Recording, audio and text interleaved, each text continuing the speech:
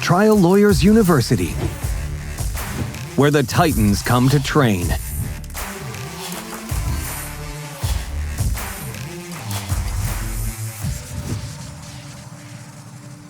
Produced and powered by LawPods. So we got Bob Simon here today, and we're going to talk about, how Bob became a lawyer, his journey to where he sits today with the Simon Law Group, Justice HQ, and Attorney Share, and then finally Bob's philosophy and best tips on various aspects of trial. All right, so we're here with trial lawyer and tech entrepreneur in the law space, Bob Simon. How's it going today, Bob? It's going well to quite well, my friend. I'm happy to be here. I'm excited for this interview. Oh, good. Me too. Because you and I have been in the same space for a long time, but never spent a lot of time together. So this will be probably the most longest conversation we've had since in 12 years. So that'll work. But you have a unique space in that, you're one of the few people that pulled off being a top trial lawyer and being real strong in the business area, and not just the law business, but businesses related to the law. But before we get to talk about those things, I first want to ask you about when is it, or how did you know you want to become a lawyer? Oh, wow. I always knew I wanted to be a lawyer. I grew up in Pittsburgh, Pennsylvania, and a lot of big Irish side of our family were all pressmen. They literally take the press on the Pittsburgh Post-Gazette and press the newspapers. And one of my uncles got hit by a drunk driver and was rendered paralyzed. And a lot of issues to talk about. He was unbelted, all some other stuff. And I saw his lawyer, who was not the lawyer on TV, the only one that we knew at the time, but a real street fighter in Pittsburgh. And they ended up settling his case in the middle of trial, and were able to provide a quality of life for him and my cousins that they otherwise would not have had, especially relying on, the well body and being of a human being to be able to work. I was always inspired by that. So this is always the space I always knew I'd wanted to be. You said you're from Pittsburgh, but how old were you when you made this decision? This was 12 years old, dude. It was little. Okay. Well, it's different than if it's 25. I think, no, it depends how long you've been focusing on it for. And so you grew up in Pittsburgh, you decided you would become a lawyer. How did you decide to get to California? The first plane ride I ever took was to go look at law schools on the West Coast, and I went to this place called Pepperdine, which is in Malibu. I went there, I looked at it, and I said, yep, I'm sure enough going to go here. This is where I would like to live. And then the decision was made. That was a good decision. I didn't get to California until I was about 45, so I wish I discovered it earlier, but what can you do? Everybody's got their journeys. So you come to California, you go to Pepperdine, you get through law school, pass the bar. But tell us about your journey from, getting that bar card or seeing your name pop up on the internet. It was probably an envelope back then. And, today as to where you sit today with the Simon Law Group, Justice HQ, Attorney Share. So tell us about that journey. Yeah, so since this is the space I always knew that I wanted to go into, I was cognizant of that right after my first year of law school. Literally finished my last final. The next day I started working at a small boutique personal injury firm in Los Angeles called Lederer Nojima. And, I took that job because I knew that I'd have an opportunity to do a lot of things, wear different hats, see cases from ground up all the way through fruition. So I ended up working there as a law clerk, literally doing everything from intake to filing to copying to faxing, all the stuff, right? And then the same thing as a baby lawyer. And, I did well in law school. It was the first time I wasn't either playing a sport or working two jobs. So I got really good grades. I got offered those big law jobs, but I turned down a six-figure job to make $55,000, but a third of what I brought in, and this was 2005 as my first year as a lawyer, and I had already made relationships with chiropractors, orthopedic surgeons, other lawyers that were referring me cases. And I was, being in the opportune place that I was, had the ability to go try a few cases my first 3 years out, got good results, was bringing in business. So then it was, time for me to start my own firm, and take a chance on myself. So this is now 2009-ish. So you spent the first 4 years at the same firm? Yep, first 3.5, I think it was. And then, late 2005 barred, so really 2006 is where I started. And then 2009, I start my own firm. I probably had about 30, 35 clients, nothing huge. Then the first year on my own, me, my little brother, and a copier shared a room in West Los Angeles, shared an office. And I think I tried 3 cases that year. They were all low six-figure verdicts, did very, very well in all those cases. Had no real mentorship, was just trying to figure it out. But the worst part is that it literally put a hole in my stomach because I was managing the office, being running the business, wearing every hat, and then also trying cases. It's very difficult to do. So then I partnered up with my twin brother, brought him on 2010 to form the Simon Law Group, and thank God my twin brother came because Brad is the operator of the law firm. He does everything, manages the law firm, takes care of, he sacrificed actually practicing law, taking depositions, which he was excellent at, to run the business side of stuff of the firm. Yeah, dude. Now fast forward 2024, we have 25 lawyers, 3 different states, and we're in trial almost every week, somewhere. So it's been a Sounds like while. your brother's doing a great job running the firm. Yeah, not only the firm, but like shit, man. We have our other company, Justice HQ, which is membership based to mentor lawyers from either startup until the end time of their journey. And then we have, Attorney Share, which we just launched, which is a case marketplace to get those best lawyers the cases very easily to be able to track them nationwide. And he helps operate all of those. Those 2 companies, we actually brought in an entire C-suite, CEO, CTO, those type of positions, so that I can maintain still practicing at law at my firm and still kind of advise and guide those companies. So it's been fun, man. I'll tell you that. Yeah, it sounds like it. Justice HQ. So tell us about where'd you get the idea to start? Because it seems like, well, it feels in a way like I used to belong to, like, I'd done WeWork before. I thought that was kind of cool, having people around with like energy, especially for like the solos, because it's kind of hard sometimes, or lonely really, without community if you're just a solo practitioner. So tell us about the idea for Justice HQ and where you're Yeah. going with it. So Just HQ was founded myself, my twin brother, and Teresa Deep, who's our was our marketing director at the time, now has her own creative agency. And what we try to do is solve those pain points that I had when I was a solo and started my own firm. Being lost, not having a sense of community, not being able to walk down the hall or now virtually talk to people that know what they're doing, not to be able to have that mentorship on business acumen and also mentorship on actually how to try a case or litigate a case, right? So 2016-ish, we had this issue. We had a lot of lawyers applying to our firm to work because they knew we were breeding trial lawyers. We were getting people opportunities in the courtroom right after you pass the bar. We do things as a team. I want you in the courtroom if that's what you want to be able to do. So we were in flux with a lot of lawyers that want to refer us cases because they know that we're in trial all the time. I had won a few Trial Lawyer of the Year awards at that point.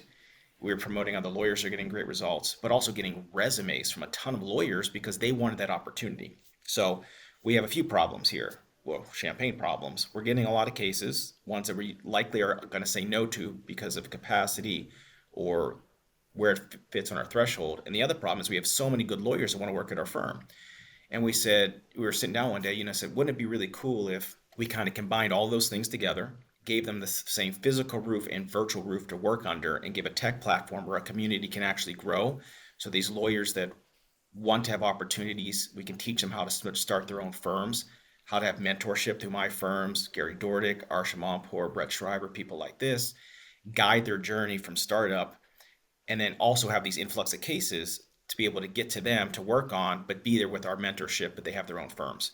So that's, fast forward a few years later, we open up our first space, and actually the workspaces tend to be, because with your membership you get access in Southern California to the workspaces, but it tends to be the lowest thing that people value with their membership. It's all the other stuff: the virtual community, the in-person community, the mentorship track. We have on-demand education. We have like business development tools, and then the access to cases through the marketplace.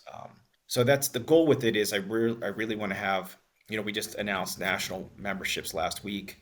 I want to have 1,000 of the most elite lawyers, because everybody has to be approved to come in. 1,000 of the most elite lawyers across the country in Justice HQ, and tens of thousands of cases going through the marketplace to those directed to those best lawyers, all tracked, all in one place, and so you can see the status of the case. So if we can solve the problem of those lawyers that are really good in what they want to do, but are not so good at marketing to acquire the cases, let the lawyers that are really good at marketing, running their businesses, get those cases to the lawyers that are really good at running them or trying them, but everybody working together to, have everybody rise up at the same time. That's kind of the overall mission, and it's working very well, and I'm very excited about it. How many locations do you have right now? We have 4 locations in Southern California. As we scale nationally, we're not going to have a physical location to start until there reaches a critical mass, and then the membership there will make a decision what they want to do. What we end up finding is the people that are the bigger firms, that want to provide the mentorship end up just offering office space within their locations to have the lawyers come in there. Like people go to your location in Las Vegas to learn to do things, right? Imagine having 40 of like-minded people all in the same space, that energy, that vibe. Who would not want that in their office, right? It makes perfect sense, especially for the firms that are, have a higher acumen, like Sean Claggett and, Matt Granda right there in Vegas. Perfect example of somebody that, when they open up their space to Justice HQ members, they're going to be in this powder keg of just sharing information, but they'll be there for support to help them and mentorship. But also, if they have a case that's too big or complicated, they're literally right down the hall and then physically at their fingertips. Right. That is that's pretty cool. So you have in California, you have downtown LA, you have Torrance. Where do you have Orange County? Orange County and San Diego. Yeah. Nice. And then the national membership, what's so people would just join the virtual platform and the relationship stuff until they have enough people to see if it's worth having a building there? There's two tiers of membership. One is the base membership, which is a couple $100, which comes with, the access to the events, access to the virtual community, access to attorney share with certain credentials. So on attorney share, anybody can join in the marketplace. But if you're a Justice HQ member through like the more vetted network, because you have to apply, go through credentials, to have a badge on there that hopefully identifies if you do select if you want to select somebody to work with, ideally you're picking somebody that has better credentials. But it's up to them. It's free choice for who people want to work with there. And then we have the higher up plan, which is called Cultivate. And that's comes with your mastermind on top of all those other things. That comes with your high level mentorship, your access to, more intimate events, more intimate, like how to actually run your business to make it successful, those types of things.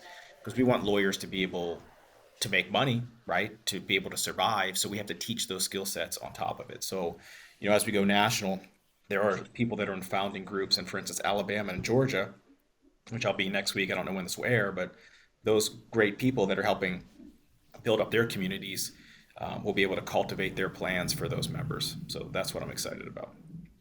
Wow, you got a lot going on there. Yeah, so, man. Besides practicing law, but let's talk about, practicing law a little bit, because that's the focus of everything.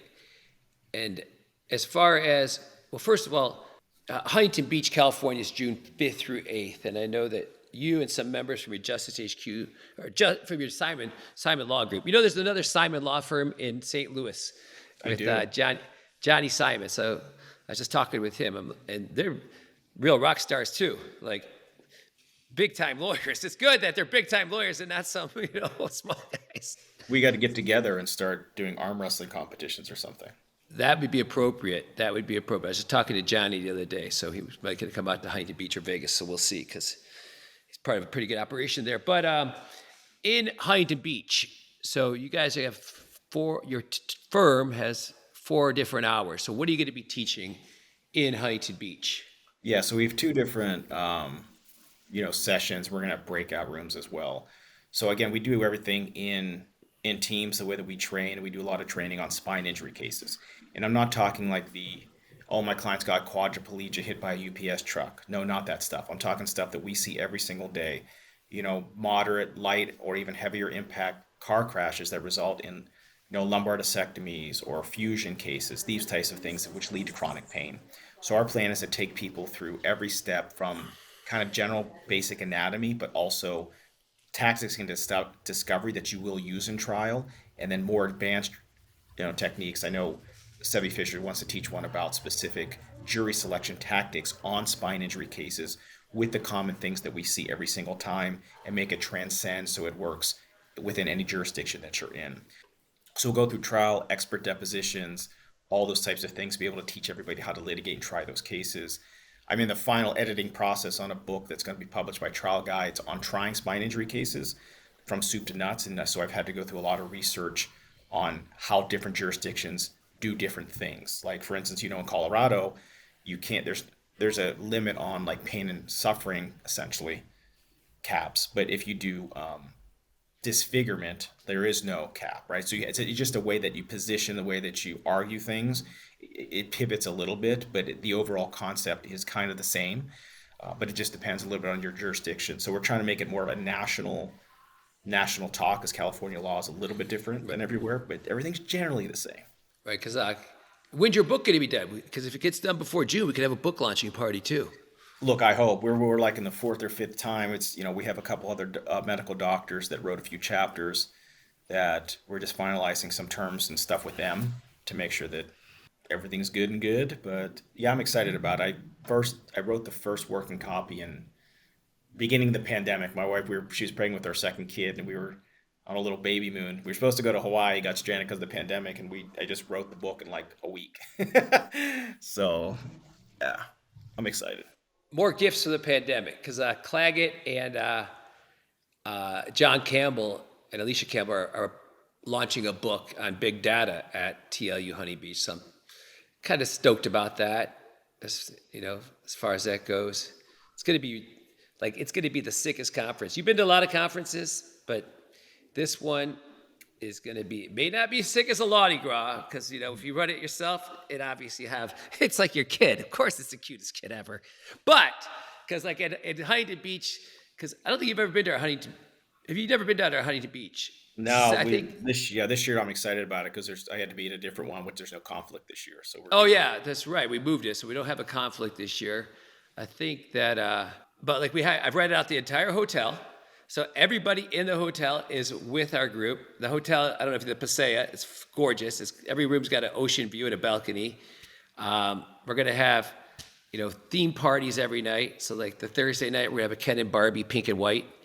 Figured, people like that. And then Friday night, we're gonna have a Vegas, Casino Royale, because we gotta promote our Vegas conference. And then Saturday night, we're gonna have like a Western theme with live band karaoke, because I think we're gonna do a TBI conference in Austin next year, so in February. So they're not doing it anymore in California, from what I understand. So might as well go to Texas. There's a lot of people in Texas, and that way we got one every 4 months, because it takes a lot of planning to put these conferences together. Because I was at your Mardi Gras conference last year. That was a great time. And it's coming up, because I have TLU Vegas October 16th through 19th, and yours is right before or right after it. right after. Right, like the week after. October. Yeah. We took over the Halloween slot.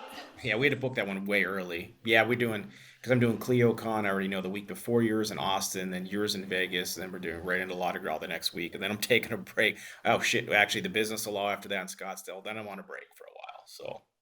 Oh yeah, and we're gonna have a business of law track that Matt McDonald's put together. So I'm sure you guys might have some input on that, especially with the AI stuff. Because I just really realized how important it is to run a good business if you want to be a trial lawyer. Because if you don't run a good business, you got no chance.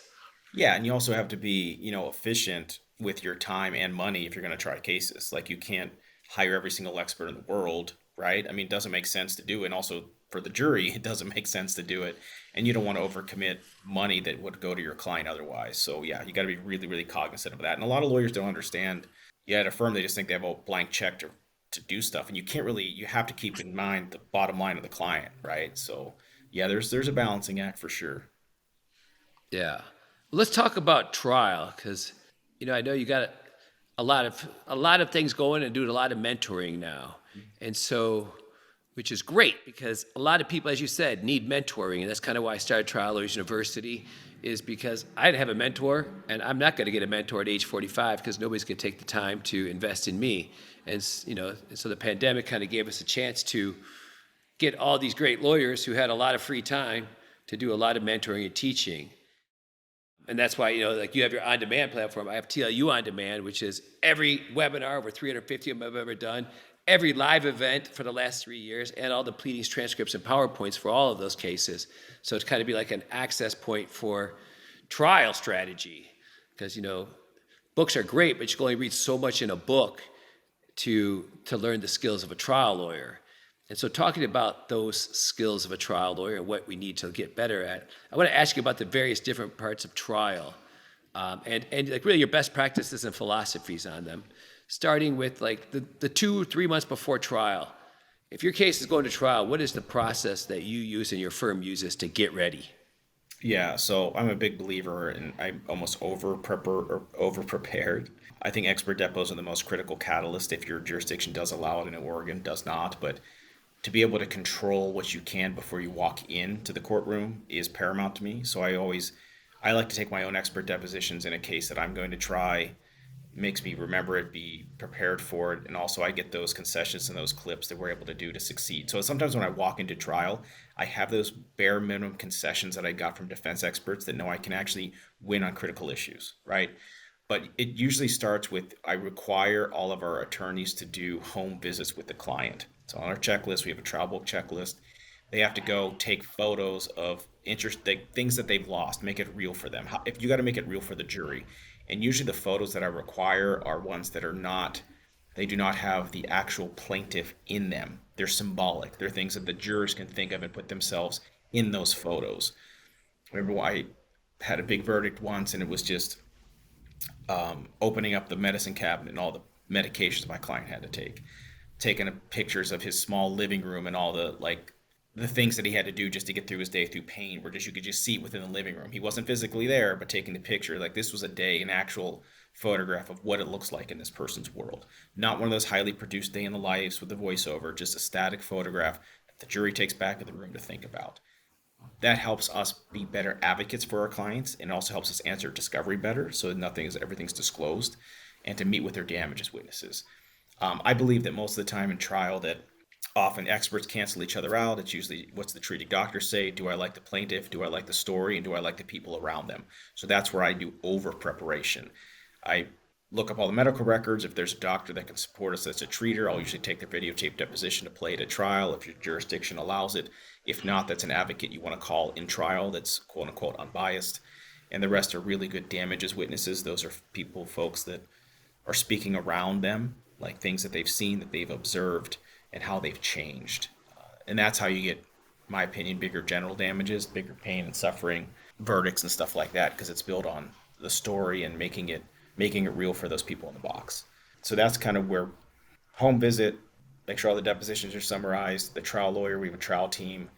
They'll rotate in, usually take most of the expert depositions to make sure they're done the way that we like it. And then, again, I like everything done way in advance. We start marking trial exhibits for depositions during discovery. We know generally the ones that we like, that just start putting them, Bates numbering them. So whenever we're taking a deposition of a doctor 10 months before trial, the exhibit that we're talking to them, say it's exhibit 5-22, matches what will be in trial later. So there's no confusion. But again, that's the consistency that we demand and hope happens. But as you know, sometimes we get tapped in a week before trial and things change. Like those things were not done, and you're at the mercy of what you were given. But even if that happens, it starts with the visit of the client, sometimes even a Zoom if you're making a last minute decision to come in last minute for trial, but that's where it starts. All right. And so so we get to the courtroom, the first thing, after good morning, everybody, is your mini opening. So in these spine cases, the mini opening, what is it you're trying to accomplish? Yeah, so the mini opening, in my opinion, you're allowed to have in California is, it's almost like your free time to do a focus group with an actual jury on your bad facts. When I do a mini opening, you don't want to like make it sound like your case sucks too bad, right? The way that I phrase it, say it's a spine injury case, and say, look, we think this is a very simple case. We need your help with it. You're going to hear my client was in a rear end car crash. The other side's going to say, look, the impact was not that bad. The other side's going to say that the doctors still are owed money, and that's a problem. They're going to say that they have degeneration in their spine, and that's a problem. They're going to say the bills are too high, and they're going to say that the $15 million that we're asking for compensation is just outrageous. We vehemently disagree with all of those things, but I would like to see how you feel about that. And that's how I like to do it. That's a mini opening that I give all the time, and that allows them to know that I disagree with the things that they're saying. These are positions that the other side is saying, but I need to know how you feel about it. That's what I like to do with a mini opening. All right. And now voir dire. So, any case, but what is when you first stand up there and, the judge is like, Mr. Simon, would you like to ask some questions? As a matter of fact, I would. So because everybody's got a different, I guess, shtick or connecting technique when they first stand up to get that rapport going. So, what is yours? My first question is, I represent the plaintiff here, the injured person, and the judges ask a lot of questions. We heard from a lot of jurors that could not be here, and they had a lot of reasons why they could not be here. Some people were not very excited to be here, but by a show of hand, who's really, really excited and wants to sit on this job for the next couple of weeks? Who's stoked? And I always get a laugh. You always get one or two people to raise their hand, and that's where I start with kind of the really quick empowerment of the jury system. Why do you want to serve? Why is it important to you? And those people always tend to be good jurors for the plaintiff. I've never seen an occasion where they're not. And, fast forward when the defense strikes those jurors that were excited to be there and willing to serve, you will get audible boos from some of the other jurors because they remember. But then I usually go through the bad points. Like I usually figure out which jurors during the judge's questions or reading the questionnaire that I think I can get for cause. And I think it's jury deselection. I want to make sure that I pigeonhole them so well for cause, or that I make sure that they're really bad jurors for us. I don't think we should identify our good jurors other than maybe building one or two question rapport with them, but don't identify a good juror for the defense to let them know that they may have a trigger to get them off for cause. But then I just go through my issues, those same bullet points in the mini opening. I see if it's a trigger for them, and I get jurors to open up that maybe I wasn't reading their facial expressions maybe look weird to me. I'm also a believer of, I have a really good memory, so I can usually remember everybody's names, but I don't take notes up there. I let somebody else be the one taking notes. I let somebody else be the one there observing them, writing down issues. If they're saying this for a cause, they're writing it verbatim because I want to be there in the moment with the juror, looking him in the eyes, having a conversation, pivoting the next juror. If you get lost or if you have a brain fart, just say, well, how do you feel about that juror number 13? While you recollect your thoughts, right? So if you're talking to one juror about maybe limits on compensation and they're having a hard time with it, you just go to some other juror you think you want to hear more for and just say, hey, juror number 5 or Mrs. Johnson, how do you feel about that, what they just said? And they'll say, feel about what? I wasn't paying attention. You say, well, how do you feel about like there being a limit on somebody's recovery for these intangibles, this pain, this suffering, or like anxiety or depression? How do you feel about that? And that's usually my method to go through it. I would identify the really bad facts and see if I can get jurors off because they cannot be unbiased on those things. As far as like what topics do you hit every time? Like money. How do you talk about as money and voir dire? Yeah, and you say, you're going to hear two types of damages. To hear the medical bills, the lost wages. I don't think there'll be much in dispute here. Well, hopefully not, right? A little foreshadowing. But we're going to have a heavy, stark disagreement on what is those human harms like pain, suffering, anxiety, depression. So who here thinks that there as I sit here today, and I just want to know, is there a limit? What's the limit? Like no matter what, if it's a million or whatever the limit, just I want to know. And if somebody raises their hand, we discuss it a little bit. And this is how I have a very, really good chance of getting jurors off for cause when I get them to commit that they're not going to follow the law on general damages. So I know somebody's a wobbler. I'll say, look, His Honor just instructed you that the burden of proof is more likely true than not true. And that's even for like whether or not they should get, if you all come together, and I'm not going to ask for it, but say it was $100 million. They're saying, you all get together and say they're due $100 million, and you say more likely than not, okay, we agree on that. Are you going to be like, you know what? If it's $100 million, I'm going to need clear and convincing evidence, like 99% or beyond a reasonable doubt if I'm going to give that kind of money. Or can you follow the more likely than not? But if you need more, that's okay. That's okay if you need that.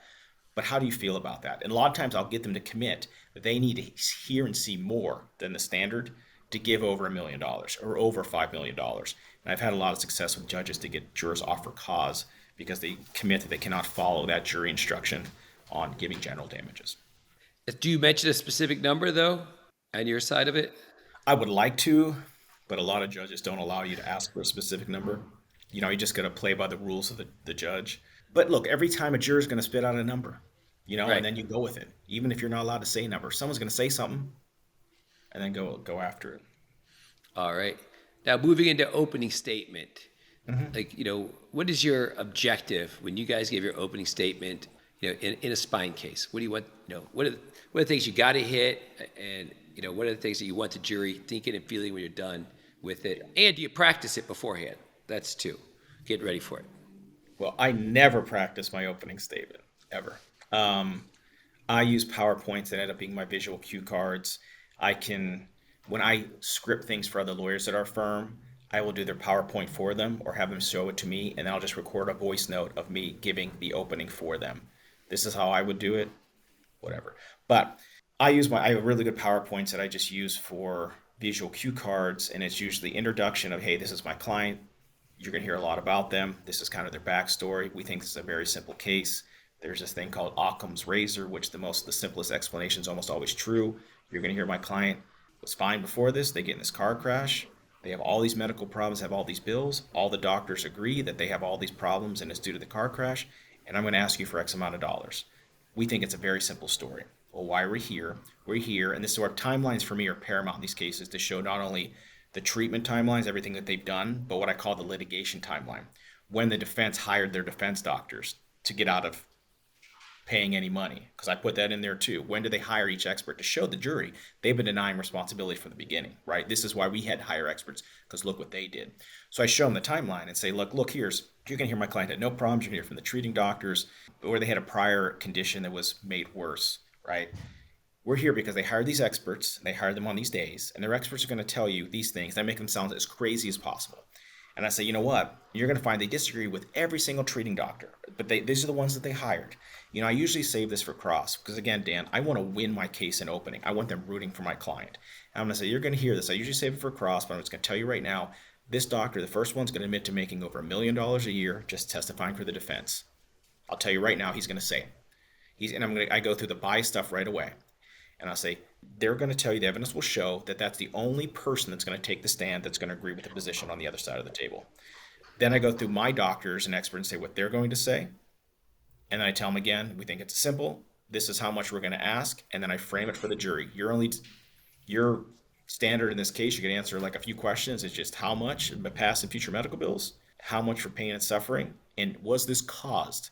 Would this have happened if this crash never occurred? That's usually a theme of mine. Would they needed all of this medical treatment if the crash had never occurred? That's the only thing you have to answer in this case. That's it. So you differ from a lot of folks who talk about, who often argue you shouldn't mention your client barely at all until the end of your opening. You talk about your client at the beginning of the opening and who they are, and try to create a connection between the jury and your client before you tell them how their life was changed. Very briefly, so I do an introduction to show who the parties are. I talk a little bit about them, and I talk about being a simple case. And then I talk about their experts and how bad they are, our experts, how people agree, the treaters, how they agree. And then I go into those general damages, the human harms, and that's where I go into detail about the client a little bit more and the things that they've lost and the people that you'll hear from that they lost. And I'll say at the end, I usually am the anti-conspiracy guys. A theme of mine from jury selection to opening to closing. I'm going to say, you're going to hear from all the treating doctors, the plaintiff, her husband, all of her friends, co-workers, and they're all going to have the same consistent story. And it's up to you to decide, is this a simple story that everybody's consistent with, or is it this grand conspiracy that the defense is trying to proclaim? And let them object. But it's a common theme of what I throw out there. As far as the defenses, do you address those? Their top 3 or 4 defenses and why they're wrong? Yeah, I have a red herring slide. Okay. I have a red herring slide. And so you're going to, we talked a lot about, I usually have a red herring thing we talk about in jury selection. Who can smell BS? Who knows when somebody's trying to be detracted from the truth? And I'll say you're going to watch out for these types of things. You're going to hear from the other side of these things all the time. All the time. Not enough damage to cause harm to the person. Car was hurt, person can't get hurt. You're going to hear that all the time. You're going to have something called degeneration in their spine. And the doctors are going to tell you that everybody has it. I diffuse those bombs right away. But I say, you're going to hear this. You can count on your notebook how many times you hear these things. And then say, what does this have to do with anything? And you get to decide, are those red herrings? And you can find some of your own too. And so you said you never practice your opening. Do you do focus groups on your cases typically? Yeah, I do focus. I do focus groups on our cases, but I usually play the defense if we do that. All right. And so tell me your philosophy, because, I disagree. I think especially as people are younger, they should be practicing their openings because most of them are pretty freaking nervous. And, and by practicing it, they know their materials better. They hopefully start to calm down and get more confident in their presence. So what is your, philosophy about never practicing? And is it just for you? You never practice? Or do you the people even the new lawyers at Simon Law Group? Well, I want them to practice, and my practicing is doing the PowerPoint myself, because if I script out the PowerPoint, I'm matching it to the evidence, and I know the evidence so well, I know all the depositions and where they fit in. So that's how I practice. Okay. I don't need to go in and do it verbatim or do that. I just know these are the things that I say during this slide. These are the ones I do during this slide, etc. But I think focus groups are important. I don't think focus groups are as good as predicting the value of your case. I think you need more big data samples. I think it's more for issues and how people feel about little intrinsic issues about X, Y, Z. That's where we, especially when I do hard liability cases, like we focus group those a lot because sometimes you do one and you realize there's a whole nother issue you didn't think about, and you schedule one maybe 60 days later after you do some expert depositions, get some more testimony, put in those new facts, and see how things change and evolve. But for hard liability cases, product liability cases, I think you need to do a lot of focus groups on those. All right. So let's move on to putting your case on direct examination. As far as like, give us your thoughts on sequencing of witnesses first. Order of proof. Yeah, ideally, I have my plaintiff there towards the very end after their story is already told, after the defense has wasted a lot of time, after they should be rooting for them, after the doctors have testified, any other experts, people around them, they should be rooting for them.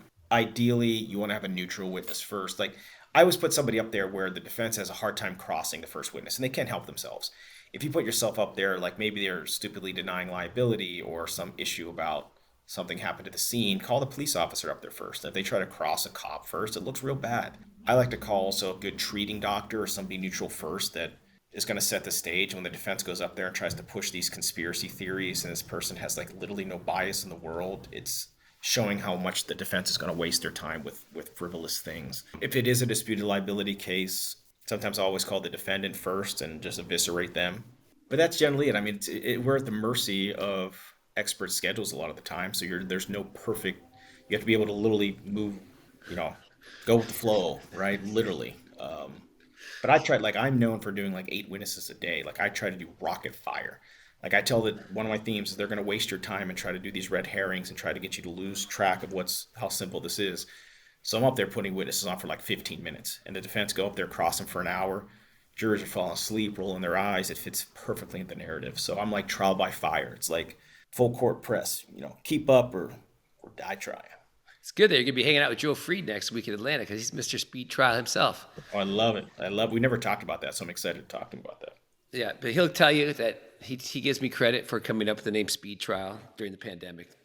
You know, it's got regular common usage now, but it originated right here in some apartment in downtown LA where I thought yours was trial on speed. Yes, that's just, exactly. On speed, rockets. So that's direct. So what are your best practice or tips or, you know, for expert when you put up your expert witnesses? Yes, your experts, you want to have them be a teacher and you want to disarm any points of cross during the direct, right? So I usually start with, you know, at the very end, well, like if I have a doctor up there, an expert, I'll say at the end, how many patients of mine have you helped over the years? 30 or 40, right? And, you know, those type of things when they say, well, you've been hired by Mr. Simon so many times. But I always have visuals. I almost always want them to be showing MRI films or surgery and an animation to show how much more prepared they are. And I do like sequence blocking, like, hey, doctor, now we're going to talk about the past medical bills, all right?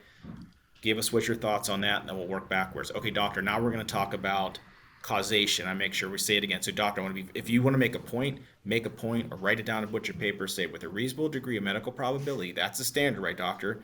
You say it's caused by this, right? Yes, tell the jury why. And then bullet point the reasons why they have why, and then go into them. Because once you get to the defense case, many times they don't have an expert that can say to a reasonable degree of medical probability. They just say it's a bunch of possibilities, or maybe it's degeneration, or maybe it's these other things. Then it shows that they really have no foundation for their opinions. They're just guessing. So I make a very big point of saying that. And also you want to be able to meet your burden. So I want to make sure I always have big bold in my outlines, reasonable degree of medical probability, futures, reasonably certain to occur, right? Again, I just see it's like building evidence. You're just getting evidence building blocks in there.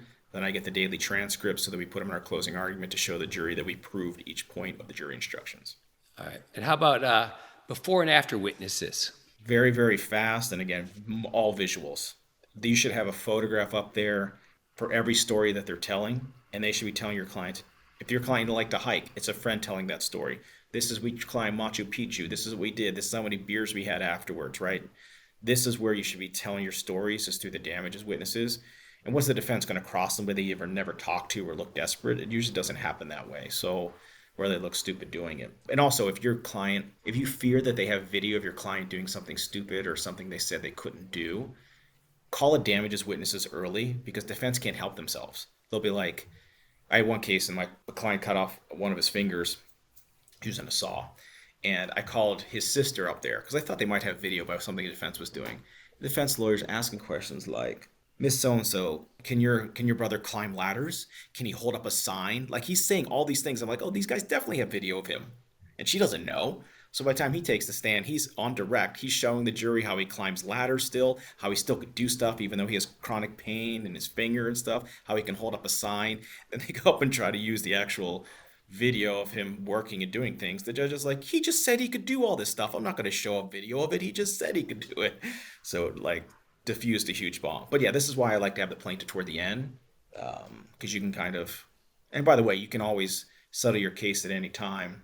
And if you're hammering them so hard, you can. I've resolved a lot of cases before our plaintiff even takes the stand. As far as the plaintiff goes, your, best thoughts practices on presenting the plaintiffs direct. Short and to the point and emotional. They've already know every medical procedures they've had. They've seen the medical timeline. They just want to get to know them. I like to get them up there and induce them. I usually do again story blocking. Hey, I would want to start by just you talking about the day of the crash. Let's start there. How did you feel? What happened? Then hit some critical moments through medical treatment. Talk about stuff they love to do, and usually end with like, I do a lot of working class folks and say, do you still work? And they'd be like, I try to, but it's hard, but I still do it. And say, do you feel like it makes you less of a dad, less of a father, less of a husband? Why? And that's where it gets really emotional. It's like they put up a picture, those pictures of like a ball field. Do you miss playing catch with your son? And just let the tear work, and then just hand it over to the defense and let them get in. I usually over prepare them for cross and tell them like, here's 4 things just to remember. They're going to talk about medical bills. They're going to talk about these things. Here's just some stuff I want you to remember. But when they go up there and just do an hour-long cross if this person just like is emotional on the stand, that's how we get a lot of these big verdicts. Moving on to cross-examination, and it's really expert cross is, the game in cross. So your thoughts on and your best practices on expert cross, preparation and execution. Again, I think short and to the point, hit them hard. So I have every outline, I start with what's called a haymaker, and this is something they don't see coming. I usually set them up in deposition, or I know something about them, or I know where they were yesterday, and they might not remember. And once they're on their toes, I have I had a few trials where I would just ask them like, "Where were you on Monday?" Was the first question I asked on cross, and the jury's like, "Whoa, where was he on Monday? Like, where's this going?" Right? And they usually never remember. And it's like, "Well, I was probably at the hospital." "No, you weren't, doctor. You were testifying in Van Nuys on the case of XYZ." "Oh yeah, I do remember." "What did you say?" "Oh, I don't remember." "Well, doctor, isn't it true you said that person wasn't hurt? And same thing you just said here today?" "Well, maybe," right? And then it just turns into them being disrobed by this professional witness. So they're ready for your cross based on your deposition. And all of a sudden they're being asked about where they were earlier in the week.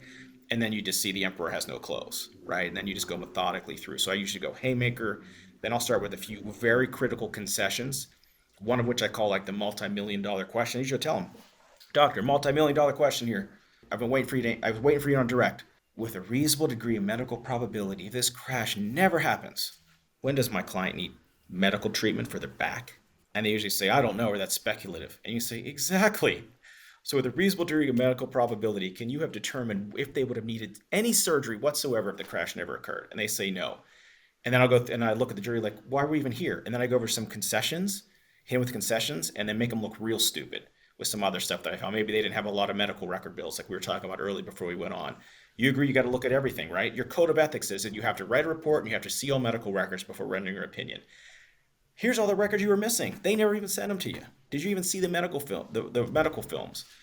The surgical animations or anything like that. And then I think you find a lot of gold in the bills of the experts because you can see when they receive certain records from the defense. And oftentimes they're sending their report to the defense, washing out your client before they've even received the records or the MRI films. Look at it. It's really funny. Save that for cross, because if you cross them like, "Oh, you wrote this report. This was your opinion. And on that day, you had everything you needed to make your opinion, right? Yes, yes, yes, yes. So I want you to look at exhibit so-and-so. That's your bill, right? Yes, it is. Doctor, isn't it true you didn't even have the films or records yet when you made that opinion? Oh, well, maybe not. Well, doctor, I mean, this is just because you say the same thing every time. They purchased your opinion. They knew what you were going to say, right? And these are just little jabs you take at the end. And then I usually end with another big bias or concession, then get out. My cross is usually 15 to 20 minutes. Hopefully I'm impeaching them a few times with themselves from the deposition clips. And that's it. Got it. All right. Closing argument. Yeah. Closing argument, I think, is just giving the jurors the tools they need and ammo to do it. I'm big on the PowerPoints over preparation, so it's usually, hey, again, Occam's razor. I told you this is real simple. We proved it to you real simple. Next slide is you either believe it's this simple, or here's the massive conspiracy you have to believe. And I just start clicking in on that page, like the hospital is in on it. The emergency room doctors are in on it. All their friends are on it. Every treating doctor's in on it. I just lay it all in and be like, even their doctor's in on it. The one that had to concede that they had no idea about XYZ, they're on it too. You either believe all that is a big conspiracy, or the simple truth. And if it's a simple truth, this is what we're due. And I go in the jury instructions. Here's the jury instruction. Here's how we won. Here's a verdict form that matches that in jury instruction. Here's what you write down. Here's how we won. And then I go into the general damages. And actually, this is I do the similar damages as the dark man, the man in the suitcase that I saw at trial. First time I met you, when you were at trial with Nick Rowley in Orange County, when he did the dark man. Yeah, this was Orange County. This was 2014. Dude, that's crazy. That was so long ago because I still remember you had a little hole in the back of your suit jacket. I was like, why the fuck I got a little hole back there? Just looking like a man of the people. the people, buddy. Just a working class stiff. That's an amazing memory you have. Yep. Then I usually do the dark man, the man in the suitcase, and then go into jury empowerment at the end. And then I ask 10 critical questions of the defense, usually questions they cannot answer. And I leave it up there. I say, I want them to answer these questions. Like, can you say with a reasonable degree of medical probability something else caused the crash? If they can't, we win. And I go through 10 that they're never going to answer, or like stupid stuff. Like, why are we talking about, the damage to the car? Like, what is that? We all agreed that had nothing to do with it. So why we keep bringing it up? So I put those 10 questions up. I leave them up, let the defense go do their stuff, then come back in for rebuttal, and usually just start by answering those 10 questions for them and show why they couldn't answer them, because it's all just made up mumbo jumbo. Diffuse a few of the bombs I knew that they would try to harp on. Rationalize the money. Once again, they always say the money's too much. I rationalize it, and then I empower the jury at the end and send them on their way. And then while the jury's out, I leave because it's the most stressful time in the world. I live by the beach. I go to the beach, put my phone away, and hopefully get news of a good verdict at some point. Who answers the jury questions? Dude, like I said, we do stuff in teams. So my co-counsel I'm trying the case with is going to be there. Yeah. So let me ask you about money in closing. Is your typical practice to ask for a specific number or to give the jury a range? I give them a range. I give specific numbers on the medical bills and lost wages. And then I usually give a range. And usually on a fusion case, because I couch as a chronic pain disability case, if the evidence is fairly clean for me, I usually ask anywhere between 8 and 12 million. And I say, look, if you believe all the stuff that they did and that you don't think if you believe the defense is probably closer to 8, if you think we proved everything, it's closer to 12. But if it's 8, or if it's around 8, they're going to be high-fiving in the parking lot because they did their job, right? So I give them that range, and I'm trying to make them say, like, pick the higher end. So. And then rebuttal. Let me ask you, on the closing argument, though, when do you start thinking about writing your closing? My closing is usually written before the trial starts. Then I'm just plugging in evidence. I mean, okay. I know what I'm saying. I know what the evidence is likely going to show. And then just putting in the trial transcript pieces or funny things that happen in trial to make it real. But yeah, it's usually already written. Right. And the rebuttal. Is rebuttal pretty much usually written and just plug it into stuff? Yep, pretty much already written. I rebuttal to rationalize the money after they say it's too much. I usually put up whatever town I'm trying the case in. I put up either an athlete or a celebrity that makes a lot of money signing a contract. And I say, look, I had Jared Goff once when he was in LA trying a case in Torrance. Like, this guy just signs 4 years for $60 million. And a lot of people don't even know who he is. 4 years, $60 million. Is he good at it? Yeah, he's one of the better ones. And you know what? And he had, a negotiation. He had a process to go through to sign 4 years, $60 million. My client had no negotiation. He was just literally was told, this is what your contract, this is what you're going to get for, the rest of their life for $60 million. And that's usually how I end the rebuttal. All right. Well, that's when we wait for the verdict. So I think that it's a pretty good time to wrap it up right now. Ready to train with the Titans and set records with your verdicts? Register for our live conferences and boot camps at triallawyersuniversity.com. Start getting your reps in before the big event by going to tluondemand.com to gain instant access to live lectures, case analysis, and skills training videos from the trial lawyer champions you love and respect, as well as pleadings, transcripts, PowerPoints, and notes for a roadmap to victory. Join the group that continues to get extraordinary results. Trial Lawyers University, produced and powered by LawPods.